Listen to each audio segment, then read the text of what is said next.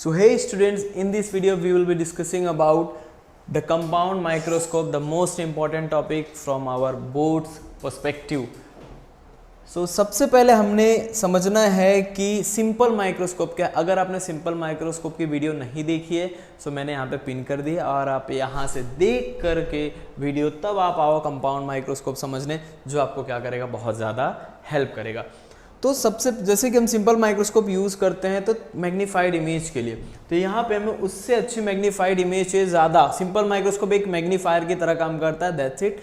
लेकिन जो compound microscope है उसका जो यूजेस है बहुत ज़्यादा है। तो हम बेसिकली यहाँ पे दो अलग अलग लेंसेस यूज़ करते हैं। ये एक लेंस हो गया हमारे पास,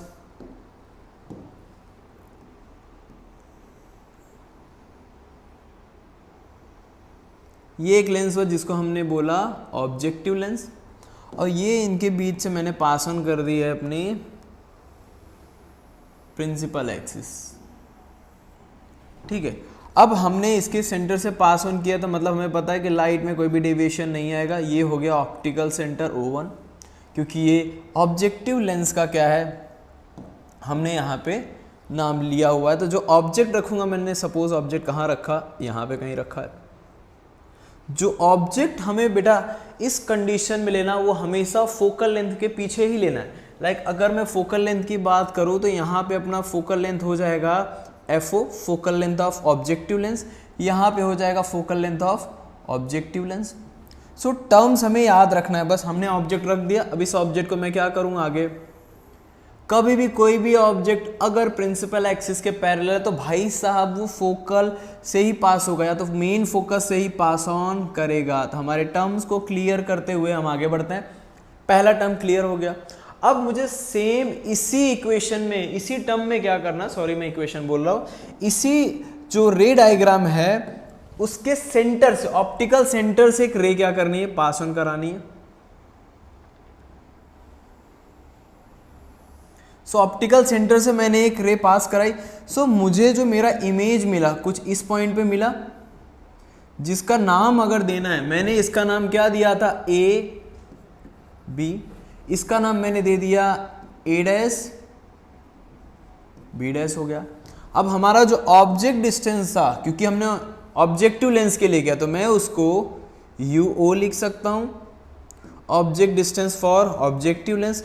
इसके थ्रू जो इमेज बना वो हमारा क्या था, VO। ठीक है, अब ये जो हमारा इमेज बना है ऑब्जेक्टिव लेंस के थ्रू, जो हम आई पीस लेंस लेंगे उसके लिए ये एक ऑब्जेक्ट की तरह काम करेगा, बिहेव्स एज अ ऑब्जेक्ट। यहां पे मैं लिख देता हूं as an object for eye lens. अब इस टर्म को मैं अगर आगे नोट करता हूं तो मैंने जो आई लेंस लिया वो कुछ इस तरीके से हो गया, सॉरी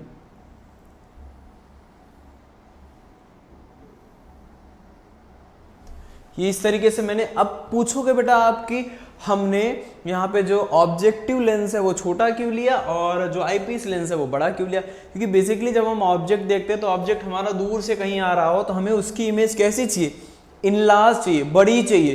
तो इसी कंडीशन को क्लैरिफाई करने के लिए हम जो ऑब्जेक्टिव लेंस होता है उसकी लेंस छोटी ले रहे हैं, और जो आई पीस है उसकी लेंस हम क्या ले रहे हैं, बड़ी ले रहे हैं। अब इसका जो फोकल लेंथ होगा, अगर मैं फोकल लेंथ लिखूं तो इसका फोकल लेंथ कुछ यहाँ पे हो जाएगा,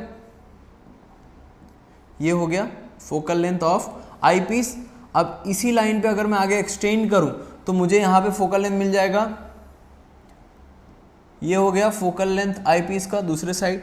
अब ये ऑब्जेक्ट की तरह जब बिहेव कर रहा है तो अगर मैं इस डायग्राम को आगे कैरी फॉरवर्ड करता हूं तो ये अगर यहां से जाएगा तो कभी भी पैरेलल ही जा रहा है, तो कहां से पास ऑन करेगा, वो हमेशा प्रिंसिपल एक्सिस से पास करेगा। हो गया।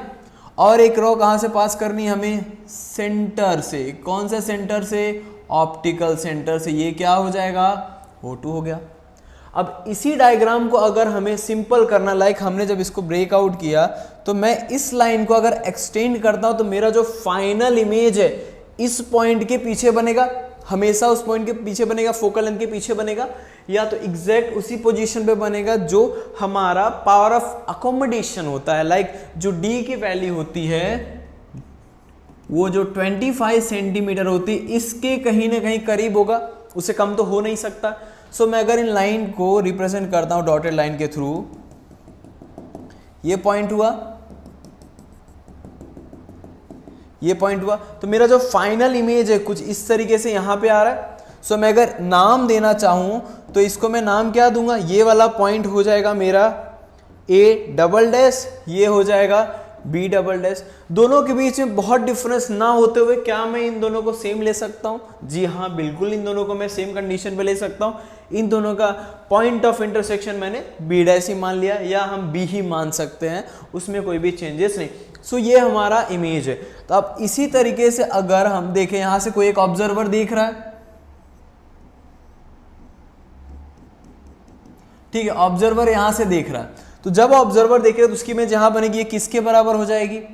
डी के बराबर होगी, जो हमारा पावर ऑफ अकोमोडेशन है। अब इसमें बेसिक टर्म्स अगर मैं यूज करूं बेटा, तो जैसे कि हमारे पास जो भी बेसिक टर्म्स है, ये हमारा डायग्राम है, तो इसको मैं थोड़ा सा शॉर्ट कर देता हूं।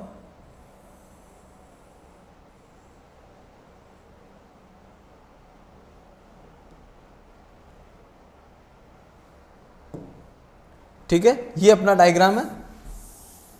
अब इसी के बेस पे अगर हम मैग्निफिकेशन देखेंगे तो कैसे मिलेगा, तो यहां पे होता है, क्योंकि यहां पे एंगल के थ्रू मैग्निफिकेशन बनेगा, तो यहां पे हमें एंगुलर मैग्निफिकेशन लेना, जो होता है बीटा अपॉन अल्फा। ठीक है, अब इस सर बीटा कहां से मिलेगा?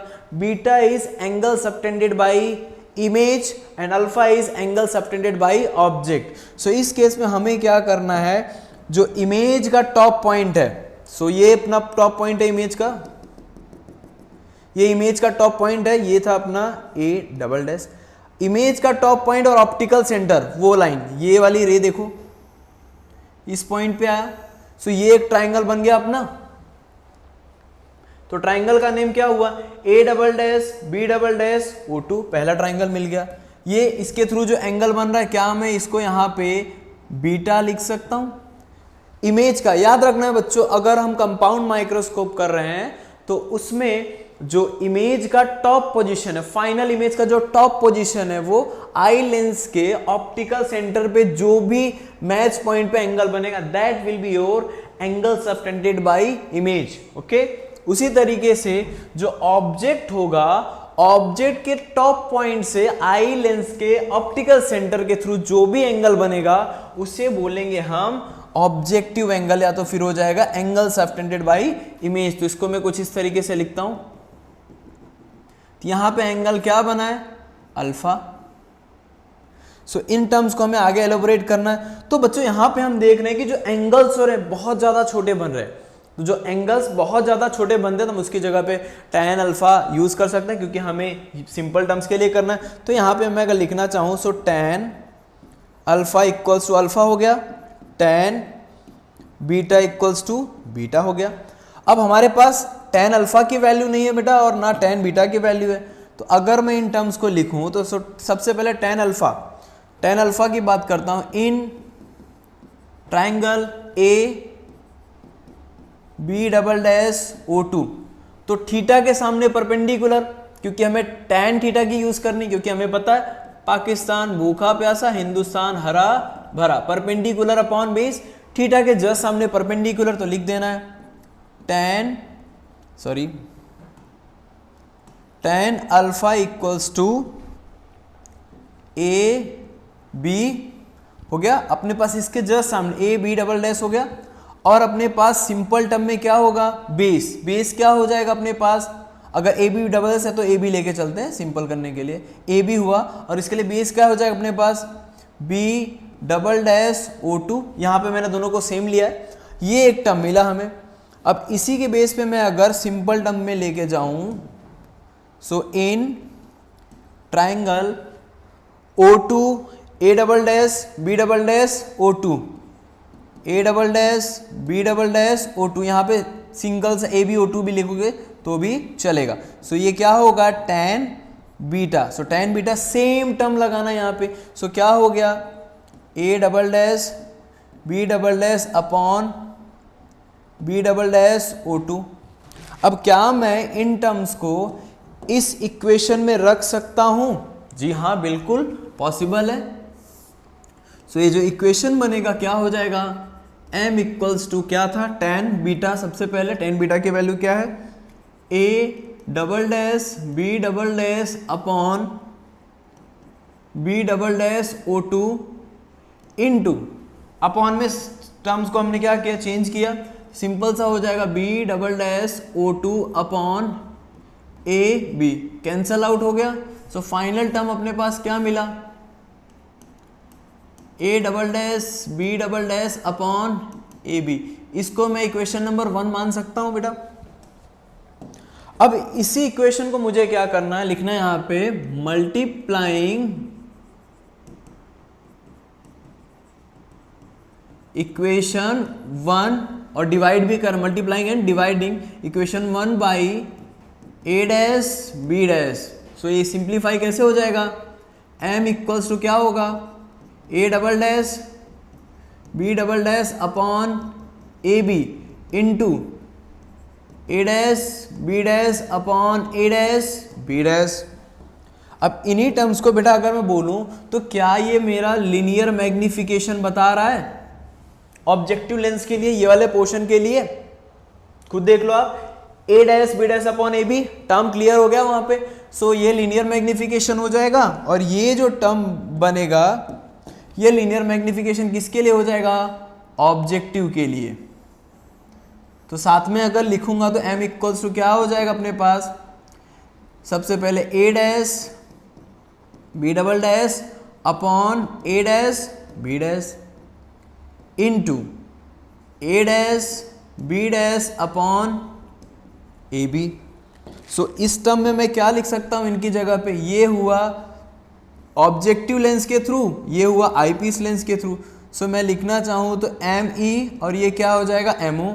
सो एम की वैल्यू क्या हो गई एम ई और ये क्या हो गया M O.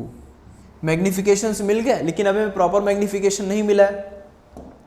So proper magnification अगर मैं लिखना चाहूं सो एम ई के लिए क्या होगा बेटा, क्योंकि ये अपने पास फाइनल इमेज के लिए काम कर रहा है। तो सिंपल माइक्रोस्कोप में मैंने आपको एक टर्म बताया था जो था 1 प्लस डी अपॉन एफ, ये एक टर्म यूज कर सकते हैं। और एम ओ के लिए क्या था वी ओ अपॉन यू ओ, ये हो गया। ये इक्वेशंस में मैं वैल्यू पुट कर सकता हूं। सो एम इक्वल्स टू क्या हो जाएगा बेटा 1 plus D upon F into V O upon U O. अगर आप इसको साइन कन्वेंशन के फॉर्म में भी यूज करना चाहते हो तो आगे हम इसको यूज कर सकते हैं। तो हमारे पास टर्म क्या मिला था m equals to V O upon U O 1 plus D upon F. अगर साइन कन्वेंशन पहले यूज कर लेना है तो हमें पता है कि ऑब्जेक्ट हमारा माइनस में है। सो ये फाइनल इक्वेशन क्या हो जाएगा m equals to minus V O upon U O 1 plus D upon F. ये हो गया हमारा magnification for compound microscope. So बच्चा अगर हमने यहाँ पे माइनस लगा दिया है तो सिंपल से टर्म में याद रखो कि हमें जब भी न्यूमेरिकल करना है तो उस समय ध्यान रखना है कि हमने पहले ही साइन कन्वेंशन यूज कर लिया है। तो यहाँ पे लिख लेना है ध्यान से, क्योंकि साइन कन्वेंशन यूज कर लिया है हमने, साइन कन्वेंशन यूज्ड हो चुका है। जब यूज हो चुका है तो जैसी वैल्यू है वैसे इसमें क्या कर देना पुट अप कर देना और हमारा आंसर आ जाएगा, ताकि इसमें जो भी दिक्कतें हो वो अपनी खत्म हो जाएगी। अब पीछे अपने देखते हैं कि हमारा कुछ टर्म, अब जैसे कि कोई बोले कि चलो आपका ये टर्म तो क्लियर हो गया, तब इस बेस में अगर मैं बोलूं कुछ टर्म की, चलो बताओ ये इनके बीच का लेंथ क्या हो सकता है। ठीक है, इनके बीच का जो लेंथ होगा वो क्या होगा अपने पास, तो ऑब्जेक्ट ये हुआ, तो ये किसके थ्रू ऑब्जेक्ट बन रहा है आईपीस के थ्रू। सो एल जो होगा अपने पास वो होगा लेंथ बिटवीन टू लेंसेस, जिसको हम बोलेंगे tube length. So L equals to क्या हो जाएगा U E plus V O. ये फॉर्मूला पुट करेंगे डायरेक्टली, हमें जो उनके बीच का लेंथ है वो इजीली मिल जाएगा और आपका जो 1 मार्क का क्वेश्चन होगा वो हो जाएगा। और ये इस बार का PYQ है 2024 CBSE के एग्जाम में ये क्वेश्चन आया था, इससे रिलेटेड क्वेश्चंस बहुत सारे थे। सो आपको जो भी टर्म्स में दिक्कत हो एक बार रेफर कीजिए वीडियो, अगर इससे पहले वाले टर्म में दिक्कत है तो रेफर कीजिए, तब यहाँ पे आए ताकि आपके जो कॉन्सेप्ट्स है वो क्लियर हो जाए। तब तक के लिए थैंक यू सो मच।